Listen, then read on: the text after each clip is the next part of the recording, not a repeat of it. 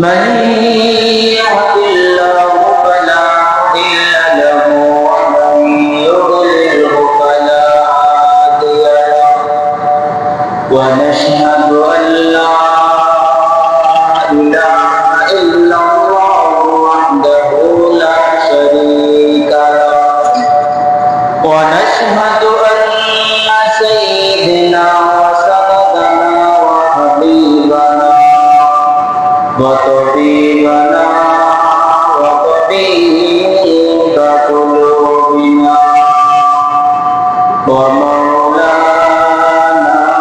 محمدا عبده ورسوله صلى الله تعالى عليه وعلى آله وأصحابه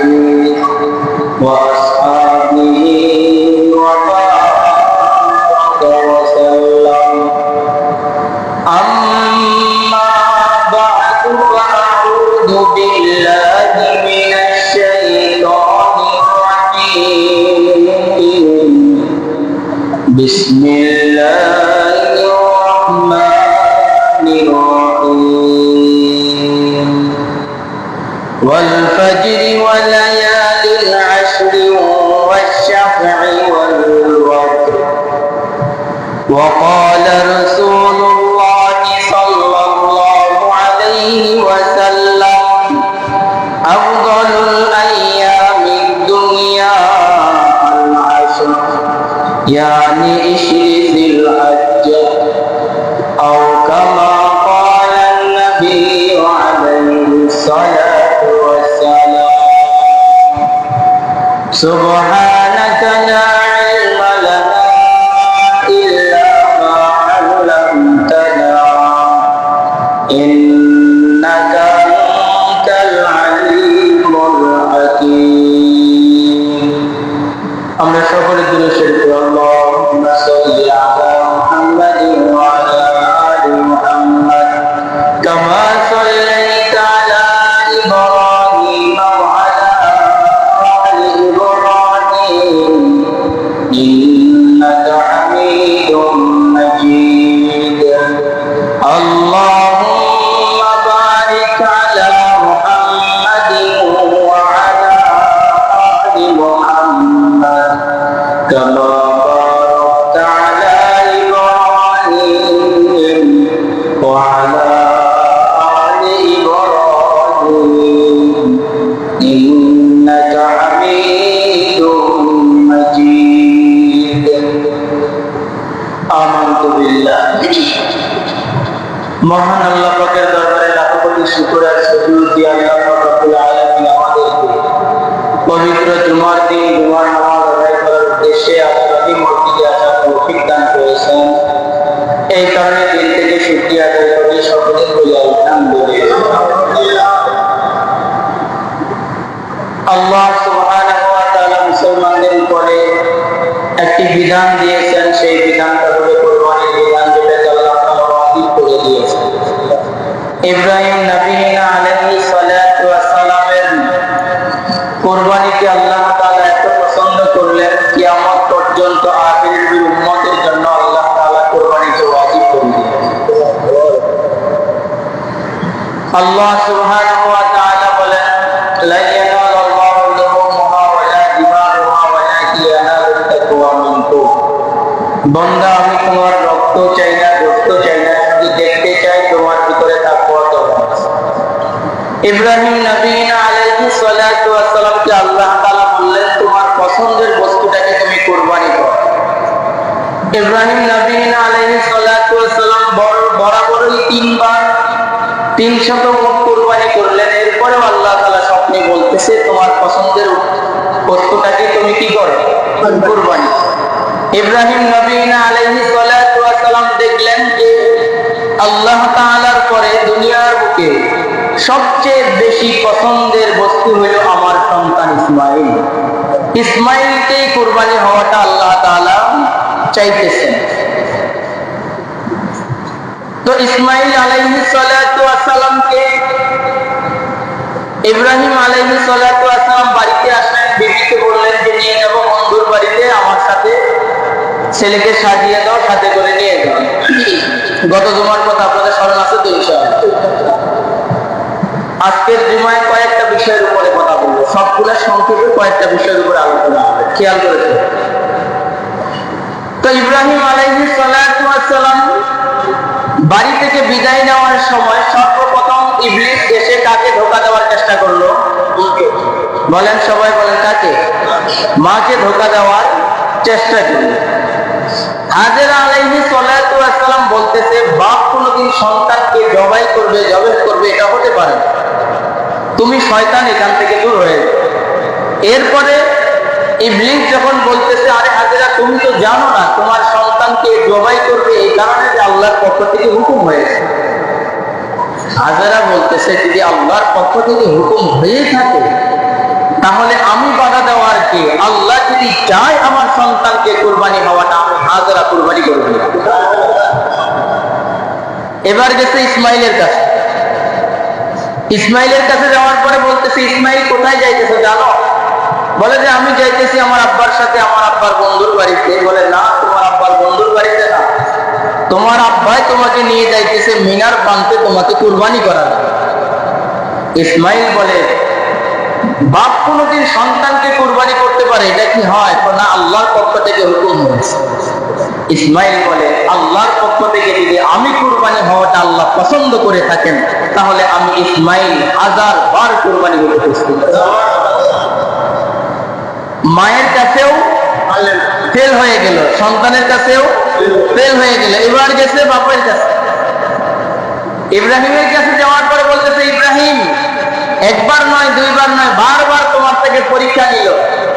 এবার এমন জায়গায় তোমার হাত দিয়েছে যাকে তুমি বেশি ভালোবাসো তাকে চাইতেছে। তোমার কি মাথা খারাপ? এতদিন পরে সন্তান পাইলে এখানে কুরবানি করে দিবা? আচ্ছা বলেন তো, যিনি এক বাক্যে আল্লাহর ডাকে সাড়া দিয়ে সন্তানকে কুরবানি করার জন্য নিয়ে যাইতেছে, তাকে ইবলিস ধোঁকা দিতে পারবে? তো সেখানেও পারলো না। হাজেরা আলাইহিস সালাতু ওয়াস সালাম পাথর মারলেন, ইসমাইল আলাইহিস সালাতু ওয়াস সালাম পাথর মারলেন, এরপরে ইব্রাহিম আলাইহিস সালাতু ওয়াস সালাম পাথর মারলেন, শয়তানকে টার্গেট করে পাথর নিক্ষেপ করলেন। আল্লাহ তাআলা এই কাজটাকে এত পছন্দ করলেন, হজের মধ্যে একটা কাজ এটা আল্লাহ বানিয়ে দিলেন। এবার বাপ সন্তানকে নিয়ে গেছে মিনার প্রান্তে। মিনার প্রান্তে নিয়ে যাওয়ার পরে বাবাই ছেলে বাবারে বলে যে, আব্বা, আপনি নাকি আমার আপনার বন্ধুর বাড়িতে নিয়ে যাবেন, এই জায়গায় কেন নিয়ে আসেন? আপনার বন্ধুর বাড়ি কোথায়? এবার বাপ সন্তানকে বলতেছে, পালাম্মা বালাগা মা'হু সা'য়া ক্বালা ইয়া বুনাইয়া ইন্নী আরা ফিল মানাম আন্নী আসবাহুকা ফানজুর মাযা তারা। ইব্রাহিম আলাইহিস সালাতু ওয়াস সালাম ছেলেরা বলতেছে, ইয়া বুনাইয়া ইন্নী আরা ফিল মানাম, হে আমার সন্তান, ইয়া বুনাইয়া, হে আমার আদরের সন্তান, আমি স্বপ্নে দেখলাম আমি তোমাকে আল্লাহর রাস্তায় কুরবানি করতেছি। ফানজুর মাযা তারা, আমি তোমাকে কুরবানি করতেছি আল্লাহর রাস্তায়। এই কারণে নবীদের স্বপ্নটাও অজীব। নবীদের স্বপ্ন কি? আল্লাহ চায় তোমাকে আল্লাহর রাস্তায় কুরবানি করার জন্য, এই কুরবানি দেওয়ার জন্য তোমাকে এই জায়গায় নিয়ে আসি। বাপ ছেলেরে বলতেছে, বাপ ছেলেকে বলতেছে আল্লাহর রাস্তায় তোমাকে কুরবানি করব। ছেলে উত্তর দেয় কি, ইয়া আবাতি ফাল মা তুমার সাতাজিদুনি ইনশাআল্লাহু মিনাস সাবিরিন। ইয়া আবাতি ফাল,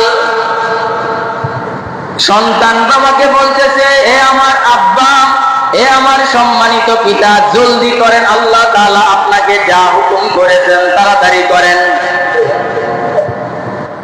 আল্লাহ যদি চায়, সাতাজিদুনি ইনশাআল্লাহু মিনাস সাবিরিন, আল্লাহ যদি চায় তাহলে আমি ধৈর্যশীলদের কাতারে হব। কাদের কাতারে? বলেন, কাদের কাতারে? ধৈর্যশীলদের কাতারে হব। এবার ইব্রাহিম আলাইহিস সালাতু ওয়াস সালাম সন্তানকে কুরবানি করার জন্য প্রস্তুত করতেছেন। ফাসাদ্দাকাতার রুইয়া ইন্না কাযালিকা নাজজিল মুহসিনিন। স্বপ্ন দেখলো, স্বপ্নটাকে বাস্তবায়ন করতেছে, বাপ ছেলে রাজি হয়ে গেছে।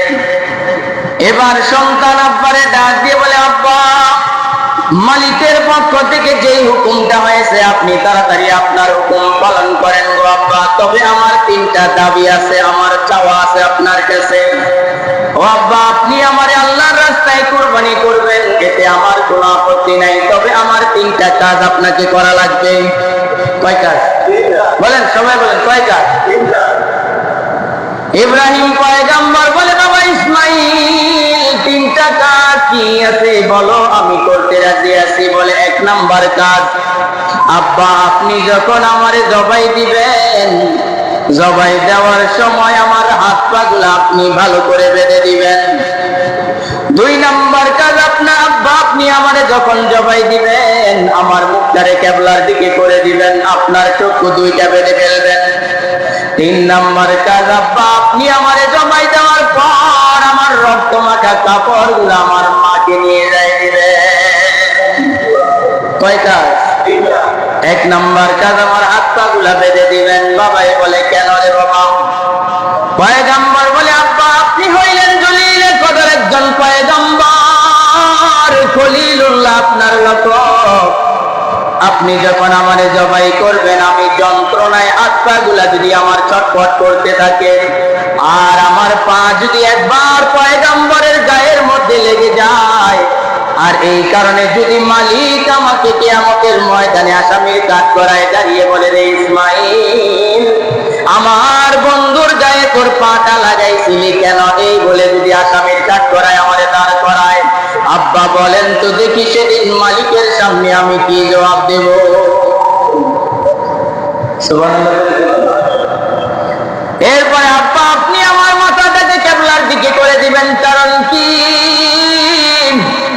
বাবা, দুনিয়ার জমিনে আপনি আমাকে সবচেয়ে বেশি ভালোবাসেন। আব্বা আপনি আমারে না দেখলে 1 মুহূর্ত থাকতে পারতেন না, আদরের সন্তান আমি আপনার।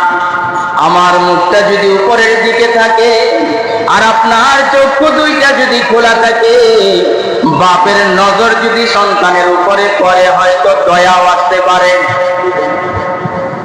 দেখছে, বাপের নজর যদি সন্তানের উপরে পড়ে দয়া আসতে পারে, দয়ার কারণে হয়তো আপনি তখন আমাকে কুরবানি করা ছেড়ে দিতে পারেন, আর আল্লাহর হুকুমের অমান্য হয়ে যাবে। এই কারণে আমার মাথাটাকে কিবলার দিকে করে দিবেন, যাতে করে নজরে নজর না পড়ে, আর আমার আপনার চোখ 2টাকে বেঁধে দিবেন, যাতে করে আপনি আমার চেহারা না দেখে।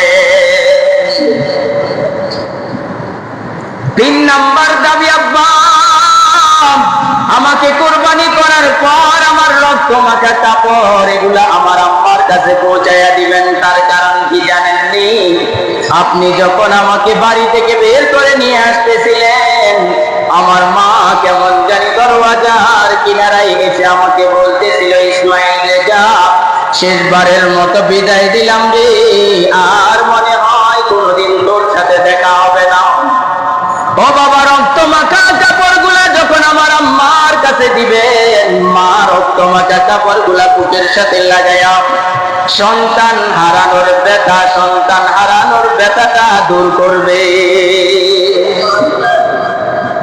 এবার বাবাই কাজ শুরু করছে। কি শুরু করছে? কথা কেন? কাজ শুরু করছে, হাত পা বেঁধে দিল। খুব মজার কথা, খেয়াল করে। হাত পা বেঁধে দেওয়ার পরে কুরবানি করবে। দাঁড়ালো ছুরি, 1 বার চালায় ছুরি কাটে না, 2 বার চালায় কাটে না, 3 বার চালায় কাটে না। আচ্ছা বলেন তো দেখি, যেই ছুরিটা কাটে কার হুকুমে কাটে?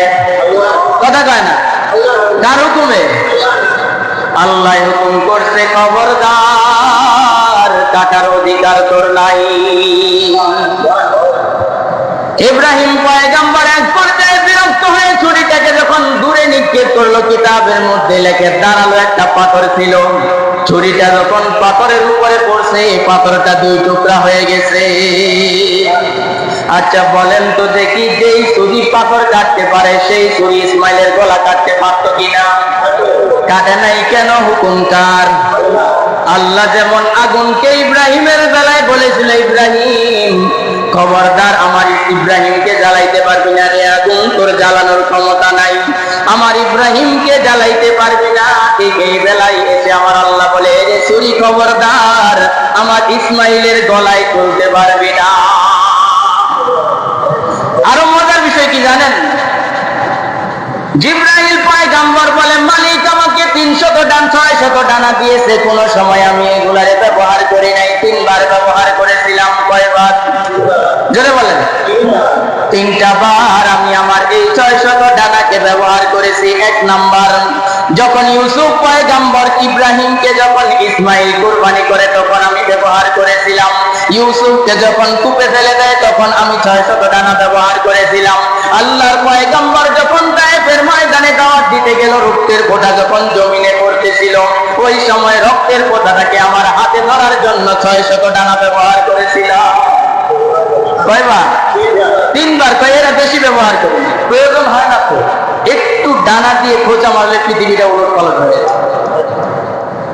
জিবরাইল আমিন বলে, যখন ইসমাইলকে কুরবানি করতেছে ইব্রাহিম, আমি সিদরাতুল মুনতাহার গোড়া থেকে একবার প্রথম আসমানে আসি, আবার সিদরাতুল মুনতাহায় যাই, আবার প্রথম আসমানে আসি, আবার সিদরাতুল মুনতাহায় যাই। কয়েকটা চক্কর হয়ে গেছে আমার। আর বলতেছি, মালিক বৃদ্ধকালে সন্তান দিলেন, আপনার বন্দার থেকে তো অনেক পরীক্ষায় নিলেন, আবার এটা কেমন পরীক্ষা গো মালিক? বৃদ্ধকালে আপনি সন্তান দান করলেন, সেই সন্তানকে আপনি আবার কুরবানি করার জন্য বলতেছেন। জিবরাইল বলে, শুধু আমি নয়, আসমান জমিনের যত ফেরেশতারা ছিল, পাক ছেলের অবস্থা দেখে সবাই কান্না শুরু করে দিয়েছে। মালিক এই তো মনে হয় পয়গম্বর ইসমাইল কুরবানি হয়ে যাইতেছে। সবাই কান্না করতেছে। আল্লাহ তাআলা জিবরাইলকে বলে, জিবরাইল খবরদার, কাটার অধিকার চুরির নাই, যেই চুরি কাটে সেটাও কাটে আমি আল্লাহর হুকুমে। এরে জিবরাইল, না না, চুরি কাটবে না, চুরি তো কাটার অধিকার নাই। জিবরাইল জলদি যাও, ওই যে জান্নাতের মধ্যে হাবিলের রাখা দুম্বাটা আছে, এটা তাড়াতাড়ি নিয়ে যাও, ইসমাইলকে তুলে নাও, দুম্বাটাকে চুরি নিচে শোয়া দাও। জিবরাইল বলে, হুকুম পাইতে দেরি, 600 ডানা মেলে জান্নাতে যায়, ওইখান থেকে দুম্বা নিয়ে জমিনে আসতে দেরি করি না। তো হুকুম পাইতে দেরি। আল্লাহ তাআলা কবুল করলেন, এমন ভাবেই কবুল করলেন, ইন্না হাযা লাহুল বালাউল মুবিন ওয়া ফাদাইনাহু বিযিবহিল আযীম ওয়া তারাকনা আলাইহা ফি আবিল আখিরিন। আজীবন কিয়ামত পর্যন্ত এটা স্মরণ হয়ে থাকবে। সেই স্মরণটা হবে কুরবানির মাধ্যমে। কিসের মাধ্যমে? কন্যা কিসের মাধ্যমে? কুরবানির মাধ্যমে স্মরণ হয়ে থাকবে। আল্লাহ এত পছন্দ করে, এই কারণে জিলহজ মাস আসলে সাহাবায়ে কেরাম বলে, ইয়া রাসূলুল্লাহ কুরবানি এটা কি জিনিস? আল্লাহ রাসূল বলে, হুয়া সুন্নাতু আবিকুম ইব্রাহিম, এটা হইল আমাদের পিতা ইব্রাহিম আলাইহিস সালাতু ওয়াস সালামের সুন্নাত। কার সুন্নাত? কথা কয় না, কার সুন্নাত? ইব্রাহিম আলাইহিস সালাতু ওয়াস সালাম। এত দাম কুরবানি, এবং এই মাসের এত দাম আল্লাহর কাছে। এই কারণে কুরবানির চাঁদ উঠলে, কুরবানির চাঁদ উঠার পরে, কুরবানির চাঁদ উঠার আগে আমাদের কিছু কাজ আছে, আল্লাহ রাসূল আমাদেরকে বলে গেছেন। এই কাজগুলো আদায় করতে রাজি আছেন তো ইনশাআল্লাহ? কথা কয় না, রাজি আছেন? 1 নাম্বার, জিলহজ মাসের 10 দিন আল্লাহর কাছে বেশি প্রিয়। জিলহজ মাসের 10 দিন আল্লাহর কাছে কি বেশি প্রিয়? কি পরিমাণ দাম? আল্লাহ সুবহানাহু ওয়া তাআলা 10 দিনের কসম করছেন, ওয়াল ফাজর ওয়া লায়ালিন আশর, 10 রাতের কসম আল্লাহ তাআলা, 10 রজনীর কসম করছেন। এটা আল্লাহর কাছে অনেক বেশি প্রিয়। আল্লাহ রাসূল সাল্লাল্লাহু আলাইহি ওয়াসাল্লাম বলেন, قال رسول الله صلى الله عليه وسلم ما من ايام افضل عند الله من ايام العشر ذي الحجه। আল্লাহর পয়গম্বর আলাইহিস সালাতু ওয়াস সালাম বলেন, আল্লাহর কাছে 10 মুহররম, আল্লাহর কাছে জিলহজ মাসের 10 তারিখ, 1 তারিখ থেকে 10 তারিখ, এটা আল্লাহর কাছে বেশি পছন্দের। আল্লাহর কাছে কি বেশি পছন্দের। অন্য হাদিসের মধ্যে আল্লাহ তাআলা বলেন ওয়াজকুর ইসমাল্লাহি ফি আইয়ামিন মা'লুমাত। আল্লাহ তাআলা ওই দিনগুলার 10 দিনের কথা বলতেছেন, ওই দিনগুলাকে স্মরণ করো। আলা মা রাযাকাহুম মিন বাহিমাতিল আনআম। আল্লাহ এই দিনগুলার কথা স্মরণ করে দিতেছেন, এই 10 দিনের কথা বলতেছেন, কি পরিমাণ আল্লাহর কাছে দামি। হাদিস শরীফের মধ্যে আল্লাহ রাসূল সাল্লাল্লাহু আলাইহি ওয়াসাল্লাম قال رسول الله صلى الله عليه وسلم ما من ايام احب الى الله ان يتعبد له। আল্লাহর কাছে সবচেয়ে বেশি প্রিয় এই 10 দিন, কি পরিমাণ আল্লাহর কাছে দাম। ফিহিমা মিন আশরি জিলহজ্জা, এই জিলহজ মাসের দাম আল্লাহর কাছে অনেক বেশি, কি পরিমাণ দাম। ইয়াদিলু সিয়ামু কুল্লা ইয়াউমিন মিনহা বিসিয়ামিন সানা। তো এই 10 দিন যদি কেউ দিনে রোজা রাখে, এক দিনের রোজা 1 বছরের সমান। কথা কয়, একদিনের রোজা, সবাই বলেন একদিনের রোজা 1 বছরের সমান। এরপরে আল্লাহর পয়গম্বর বলেন ওয়া কিয়ামুহু কুল্লু লাইলাতিন মিনহা বিকিয়ামি লাইলাতিল কদর। আর এই 10 রাতে কিয়াম করা 1 রাতের সমান লাইলাতুল কদরের মতো সওয়াব। তাহলে 1 নাম্বার কি পাইলাম, এই 10 দিন আল্লাহর কাছে সবচেয়ে, বলেন না সবাই বলেন, এই 10 দিন আল্লাহর কাছে সবচেয়ে বেশি প্রিয়। এই 10 দিন, যে 10 দিন দিনের বেলায় রোজা রাখবে, একটা রোজার বিনিময়ে, বলেন সবাই বলেন, 1 রোজার বিনিময়ে আল্লাহ তাআলা 1 বছরে কি দান করবেন। 1 রাত্রে ইবাদত করলে, আপনারা কথা বুঝেন নাই মনে হয়, সবাই বলেন, মুখস্থ করে ফেলেন, কাজে লাগবে। 1 রাত্রে ইবাদত করলে লাইলাতুল কদরে রাত্রে ইবাদত করলে যে পরিমাণ সওয়াব, আল্লাহ তাআলা এই পরিমাণ সওয়াব আমলনামায়, এই পরিমাণ সওয়াব কি আমলনামায় লিখে দিবেন। অন্য হাদিসের মধ্যে আল্লাহ রাসূল সাল্লাল্লাহু আলাইহি ওয়াসাল্লাম বলেন এই 10 দিন আল্লাহর কাছে এত বেশি প্রিয়, এত বেশি প্রিয়। আল্লাহ এই 10 দিন ইবাদতকারী যারা হয় তাদেরকে এত পরিমাণ নেকি দান করে। আল্লাহ রাসূল যখন এই বয়ান দিতেছেন, আল্লাহর পয়গম্বর আলাইহিস সালাতু ওয়াস সালামকে এক সাহাবী বলে, ইয়া রাসূলুল্লাহ, জিহাদের চাইতেও কি বেশি সওয়াব? সাহাবী কি প্রশ্ন করলেন, ইয়া রাসূলুল্লাহ, জিহাদের চাইতেও কি বেশি সওয়াব? আল্লাহ রাসূল বলেন, এই রাত্রে ইবাদত করলে আল্লাহ এই পরিমাণ নেকি দান করবেন, জিহাদের চাইতেও বেশি সওয়াব। তবে হ্যাঁ, আল্লাহ রাসূল বলেন, যে ব্যক্তিটা জিহাদের ময়দানে গেল, যাওয়ার পরে সবকিছু হারিয়ে নিঃস্ব হয়ে গেল, ওই ব্যক্তির সমান। তবে সওয়াবের সংখ্যা তুলনা করছেন কার সাথে? জিহাদের ময়দানের সাথে। কার সাথে তুলনা করছেন? জিহাদের ময়দানের সাথে আল্লাহ রাসূল তুলনা করছেন, এত বেশি সওয়াব। এই কারণে এই 10 দিন ইবাদতে কাটানোর চেষ্টা করবেন ইনশাআল্লাহ। কথা কয় না? সবাই বলেন ইবাদতে কাটানোর চেষ্টা করবেন ইনশাআল্লাহ এই 10 দিন। আর বিশেষ করে মুহররম মাস, আপনার জিলহজ মাসের আরাফার দিন 9 তারিখে রোজা রাখলে আল্লাহ তাআলা 1 বছরের আগের এবং পিছনের গুনাহ আল্লাহ মাফ করেন। কয় তারিখে? বলেন সবাই বলেন, কয় তারিখ? 9 তারিখ। এরপরে আল্লাহ রাসূল বলেন, আরেকটা কাজ দেন আমাদেরকে, যারা কুরবানি করবেন অথবা যারা কুরবানি করে তাদেরকে আল্লাহ রাসূল বলেন, তো কেউ যদি আরো সওয়াব ইনকাম করতে চাও, তাদের জন্য আরেকটা রাস্তা আল্লাহ রাসূল বলতেছেন। عن أم سلمة رضي الله تعالى عنها أن النبي صلى الله عليه وسلم قال إذا رأيتهم هلال ذي الحجة। আল্লাহর পয়গম্বর যখন জিলহজ মাসের চাঁদ ওঠার আগে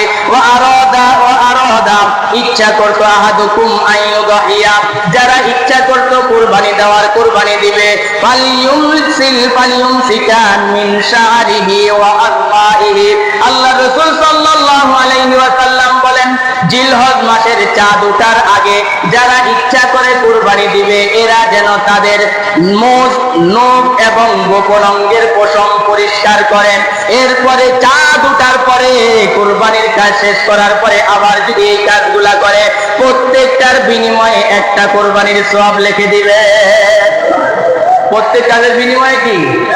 কথা কয় না, একটা কুরবানির সওয়াব আল্লাহ তাআলা লিখে। এই কারণে যারা কুরবানির নিয়ত করবেন, কুরবানির চাঁদ ওঠার আগেই, হয়তো আল্লাহ যদি চায় আগামী 28 তারিখ বুধবার হতে পারে, সম্ভবত বুধবার চাঁদ উঠতে পারে, সম্ভবত, যেহেতু চাঁদ উঠা এটা নিশ্চয়তা কেউ দিতে পারবে না।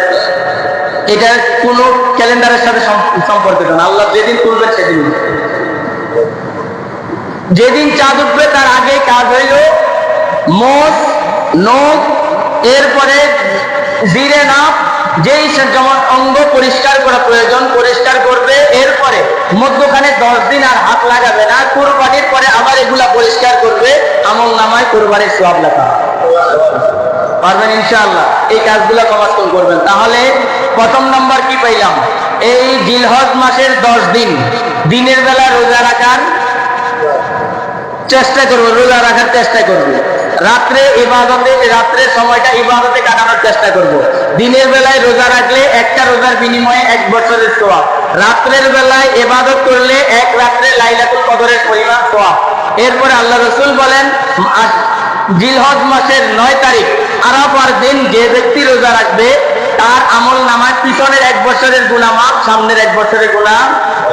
সবাই বলে না গুনাহ কি করে দিবেন?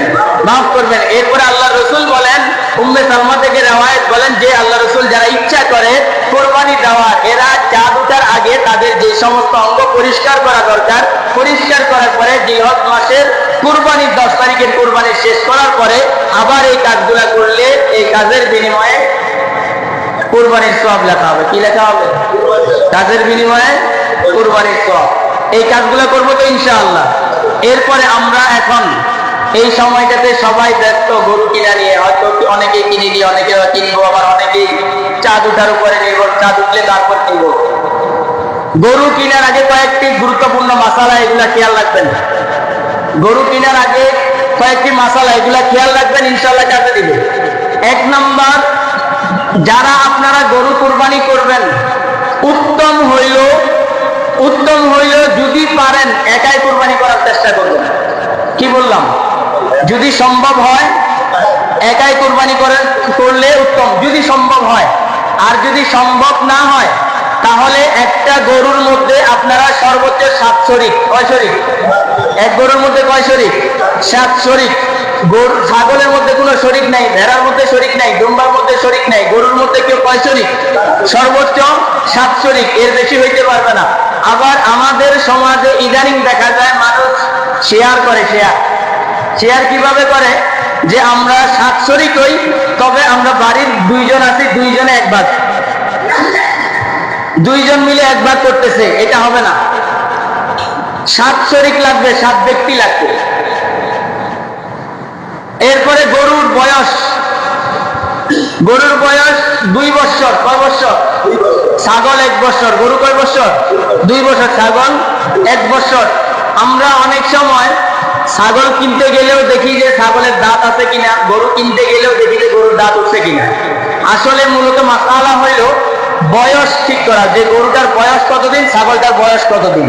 যদি দাঁত না উঠে তাহলে এইটা কুরবানি করা যাবে। তবে আমাদের সমাজের অবস্থা হইল জালিয়াতের অভাব নাই, জালিয়াতির অভাব নাই। ছাগলের বয়স চলতেছে 7-8 মাস, বিক্রি করার জন্য বলতেছে ছাগল দেখতে হৃষ্টপুষ্ট হয়ে গেছে।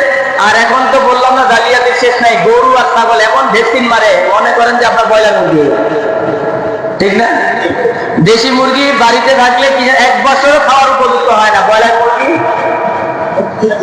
কথা না। এই অবস্থা। কিছু ভ্যাকসিন, এমন ভ্যাকসিন ব্যবহার করে যেগুলোর কারণে পশুটাকে দেখবেন বিক্রি, যে এক পর্যায়ে আসার পরে লস হইলেও বিক্রি করে দেয়। কারণ কি? যে বিক্রি করতেছে সে জানে ঘরে নিয়ে গেলে আর বেশি থাকবে না। আল্লাহ, সব জালিয়াতি ভর্তি হয়ে গেছে। এই কারণে আমরা কি যেন বলে দাঁত দেখাটাকে প্রাধান্য দিই বেশি। এটা দোষের কিছু না, এটা আপনি এতমিনান হওয়ার জন্য আপনি এই কাজটা করতে পারেন। তবে মাসালা হইল যে বয়স যদি আপনার ধারণা মতে, হ্যাঁ এটা জানা মতে সঠিক ভাবে যে ছাগল 1 বছর হয়ে গেছে, গরু 2 বছর হয়ে গেছে, তখন এটাকে আপনি কুরবানি করতে পারেন। এরপরে আপনার গরু কেনার ক্ষেত্রে আপনি যাদেরকে অংশীদার শরিকদার নেবেন, শরিকদার যারা হবে খবরদার শরিকদারদেরকে নিতেও চিন্তা ভাবনা করে বাছাই করে নেবেন, চিন্তা ভাবনা করে বাছাই করে নেবেন। এই কারণেই যে আপনি যাকে শরিক নিলেন, যে আপনার সাথে শরিক হইল, তার টাকাটা হালাল করে দেবেন। কারণ আল্লাহ তো এখানে কোরবানি করছে করার জন্য বলছে যে আল্লাহ আমার তাকওয়া দেখবে, আমার তাকওয়া দেখবে। এই কারণে আমার কোরবানিটা আল্লাহর দরবারে কবুল হওয়ার জন্য শর্ত হইল হালাল টাকার কুরবানি হওয়া। এখন আমি যাকে শরীক নিব আমারটা কি পরিমাণে হালাল, যাকে নিব তারটা কি পরিমাণে হালাল, এই জিনিসটাকে দেখবেন হালাল ইনকামের দ্বারাই কোরবানি করতেছে কিনা। কোরবানি করার জন্য শর্ত হইল যা কাদের উপর কোরবানি ওয়াজিব, যাদের কাছে নেশাব পরিমাণ মাল আছে। নেশাব পরিমাণ মাল যাদের কাছে আছে, ওই ব্যক্তিটা যদি কোরবানির 3 দিনে যে কোনো একদিনেও নেশাবের পরিমাণ মালের মালিক হয়ে যায়, তার উপরে কোরবানি ওয়াজিব হয়ে যায়। একজন মানুষ নেশাব পরিমাণ মাল ছিল না, কোরবানির 3 দিনের মধ্যে সে নেশাব পরিমাণ মাল হয়ে গেছে, তার উপরে কোরবানি ওয়াজিব হয়ে যায়।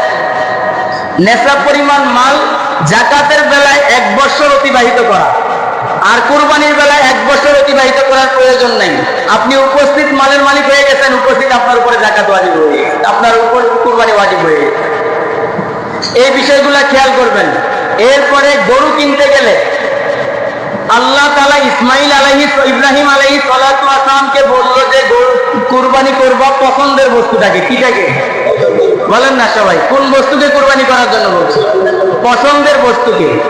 হাবিল কুরবানি করছিল, আপনাদের স্মরণ আছে কিনা জানি না, যে দুম্বার পালের মধ্যে যেটা সবচেয়ে, বলেন না, হৃষ্টপুষ্ট তাজা, সেটাকে নিয়ে গেছিল কি করার জন্য? কুরবানি করার জন্য। আর কাবিল কি নিয়ে গেছিল? গমের ক্ষেত থেকে যেই শীষটা একেবারে দুর্বল, যেটা একেবারে দুর্বল, বাছাই করে করে এই শীষগুলাকে একসাথ করে ভর্তা বানায় এখানে নিয়ে গেছে। আল্লাহ তাআলা চাইছিলেন কি, যে তোমাদের পছন্দের বস্তুটা হাবিল নিয়ে গেলে তার পছন্দের সবচেয়ে ভালো দুম্বাটাকে, কাবিল নিয়ে গেলে তার সবচেয়ে অপছন্দনীয় বস্তুগুলাকে। আল্লাহ কবুল করলেন কারটাকে? কথাটা কারটা কবুল করলেন? এই কারণে আপনি কুরবানি করবেন যেটা আপনার পছন্দের, যেটা চোখে লাগে, পছন্দের গরু, এটাকে আপনি কুরবানি করার জন্য কিনবেন। এরপরে কুরবানির যে জন্তুটা কিনবেন, এটার ভিতরে খুদ যেন না থাকে। খুদ বলতে আপনার, আইয়ুব ভাই হাসতেছে, কালকে আমার একটা মাসালা জিজ্ঞাসা করছিল, তো বলতে হবে, না কাজে লাগবে না তো, বুঝবেন না। খুদ বলতে আপনার মনে করেন একটা কুরবানির গরু নিজের জায়গা থেকে হেঁটে যদি তার কুরবানির জায়গা পর্যন্ত যাইতে না পারে, ওই গরুটা গরু কুরবানি হবে। এই জাতীয় আপনার গরুটা কিনতে গেছেন আপনি, একটা খুদ কোনটারে বলে, এখন এটা বলতে গেলে অনেক লম্বা সময় লাগবে। সংক্ষেপে আমি আপনাদেরকে বলি, খুদ বলা হয় আমি যেই বস্তুটাকে কিনতে গেছি এটাকে আমার কাছে ত্রুটি মনে হলে এটা নিব না। কথা বুঝছেন? একেবারে সহজ। খুদ অনেক প্রকার খুদ আছে, কয়টা কথা আমি আপনাদেরকে বলি। সহজ হইল, আমি যেটাকে কুরবানি করার জন্য কিনবো, এটাকে যদি আমার পছন্দ মতে না হয়, কথা বা এটার মধ্যে আমার কাছে ত্রুটি মনে হইলে এটাকে আমি আর নিব, এটাকে খুদ। এরপরে আরেকটা মাসালা হইল যে আমরা আপনার প্রয়োজনীয় মাসালা, জরুরি মাসালা। খুদ বলতে কি হুজুর, আপনার গরুকে খাসি করানো, ছাগলকে কি যেন কয়, পাঠাকে খাসি করানো, এটাও অন্ডকোষ ফেলে দেওয়া, এটার দ্বারা কোরবানি হবে কিনা, এটা হলো মাসালা। এটা কিতাবের মাসালার মধ্যে আছে। এটাকে খুদ বলা হয় না, এটাকে খুদ বলা হয় না। যেই কাজটা করলে পণ্যের দাম বাড়ে সেটাকে খুদ বলে? আমাকে বলেন সবাই, যেই কাজ করলে পণ্যের দাম বাড়ে এটাকে খুদ? মুফতি আপনাদেরকে বানাইলাম অল্প সময়ের জন্য। যেই কাজ করার কারণে পণ্যের দাম বেড়ে যায় এটাকে খুদ বলা হয় না। আচ্ছা বলেন তো দেখি, পাঠার দাম বেশি না খাসির দাম বেশি? পাঠার দাম বেশি না খাসির দাম বেশি? এটাকে খুদ বলে না, এটা কি যেন বলে, এটা খুদের ভিতরে ধরে না, জায়েজ আছে।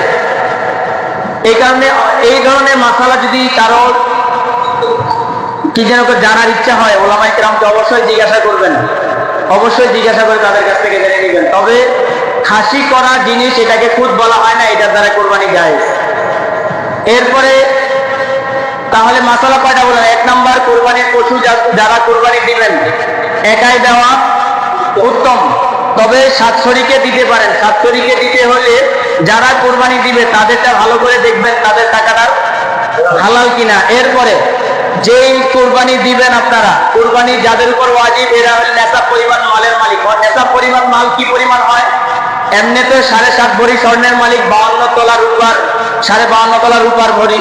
বর্তমান সময়ে স্বর্ণের দাম ধরা হয় না, 52.5 তোলা রূপার দামটাই ধরা হয়, যেটাকে বর্তমান বাজার মূল্যে 77,500 কত টাকা জানি আছে বর্তমান রূপার মূল্য। 52.5 ভরি রূপার দাম। এই পরিমাণ টাকার মালিক কেউ যদি হয়ে যায়, তারপরে কুরবানি ওয়াজিব হয়ে যাবে। আমাদের সমাজে দুঃখের বিষয় হইলেও বাস্তবতা এটাই যে আমরা অনেকেই কুরবানি দেওয়ার উপযুক্ত, অনেকেই আমরা আছি কুরবানি দেওয়ার উপযুক্ত, এরপরেও কুরবানি দিতে চাই না, এরপরে আমরা কুরবানি দিই না। কুরবানি ওয়াজিব, ওয়াজিব তরক করলে গুনাহগার হবেন, ওয়াজিব তরক করলে গুনাহগার হবেন। এটা আল্লাহ রাসূল সাল্লাল্লাহু আলাইহি ওয়াসাল্লাম হাদিসের মধ্যে বলে, যার উপরে কুরবানি ওয়াজিব সে যদি কুরবানি না করে সে যেন আমার মুসল্লায় না আসে, আমার ঈদগাহে যেন না আসে। আল্লাহ রাসূল ধমকি দিয়েছেন, যার উপরে কুরবানি ওয়াজিব সে কুরবানি না করে যেন আমার কুরবানি না দিয়ে যেন আমার ঈদগাহে না আসে। আপনার সামর্থ্য আছে, আপনি কুরবানি গরু কিনলেন না, আল্লাহ রাসূল বলে না, এই যেন ঈদগাহে না আসে। এই কারণে খবরদার, যাদের উপরে কুরবানি ওয়াজিব মেহেরবানি করে আপনি আপনার অবস্থা বলতে পারবেন যে আমি কুরবানি দেওয়ার মতো যোগ্য কিনা। এ ভাই, এক তো হলো ওয়াজিব, দ্বিতীয় আরেকটা বিষয় দেখেন, যেই জায়গা আপনি কুরবানি, এলাকার সব মানুষ কুরবানি দিতেছে, আপনি সেই জায়গায় কুরবানি দিতেছেন, আপনার কাছে খারাপ লাগে না? কথা খারাপ লাগে না আপনার কাছে? এই কারণে কম আমরা আমাদের হিসাবটা আমরা নিজেরাই করবো যে আমি কুরবানি দেওয়ার উপযুক্ত কিনা। যদি কুরবানি দেওয়ার উপযুক্ত হই তাহলে সহজ, 7 শরীরকে যখন কুরবানি দিব তাহলে দেখা গেছে 1 শরীরদারের উপরে বেশি চাপ হয়, 1 শরীরদারের উপরে বেশি চাপ হয়। এই কারণে যাদের উপরে কুরবানি ওয়াজিব মেহেরবানি করে সবাই কুরবানি দিব। তবে আরেকটা মাসালা শুনেন, কুরবানির পশু আমাদের হয়তো অনেকেরই পরিবেশ না থাকার কারণে আমরা অনেক সময় ঈদের আগের দিন কুরবানি গরু খরিদ করি। উত্তম হইল যে এই গরুটাকে আমি খরিদ করবো, এটাকে আগে খরিদ করে 2-4 দিন এটার একটু লালন পালন করা। এমনিতেই সবচেয়ে বেশি ভালো হইলো নিজের কি যেন বলে খামারের গরু হইলে এটা সবচেয়ে উত্তম, নিজের গৃহপালিত গরু হইলে এটা সবচেয়ে উত্তম, নিজের গৃহপালিত পশু হইলে উত্তম। কিন্তু আমাদের অনেকের পরিবেশটা নাই, কম 2-4 দিন 5 দিন আগে কিনে একটু বাড়িতে এনে তাকে কি যেন বলে একটু যত্ন আদর করা। আল্লাহ রাসূল বলেন যে কুরবানির বস্তু তো ওইটাই হওয়া দরকার যেটার প্রতি মায়া জন্মে গেছে। কুরবানির পশু তো ওইটাই হওয়া দরকার যার প্রতি কি হয়ে গেছে, মায়া জন্মে গেছে, ওইটাকে কুরবানি করা। আল্লাহ রাসূল আল্লাহ ইব্রাহিমকে কি বলছে, তোমার পছন্দের বস্তুটাকে তুমি কুরবানি করো, তোমার প্রিয় বস্তুটাকে তুমি কুরবানি করো। এই কারণে কম আমাদের যাদের সম্ভব বা রাখার মতো পরিবেশ আছে আগে ভাগে আমরা কেনার চেষ্টা করবো। আর আরো কিছু জরুরি মাসালা আছে যেগুলা ক্রমান্বয়ে ধাপে ধাপে ইনশাআল্লাহ বলবো কুরবানির আগ পর্যন্ত। তবে আমরা জিলহজ মাসের 10 দিন এই দিনগুলোর মধ্যে ইবাদতে কাটানোর চেষ্টা করবো। আমার তৌফিক ইল্লা বিল্লাহ। যা কিছু আলোচনা করলাম আল্লাহ তাআলা আমাদের সবাইকে মানার আমল করার তৌফিক দান করুন। যারা সুন্নাত পড়েন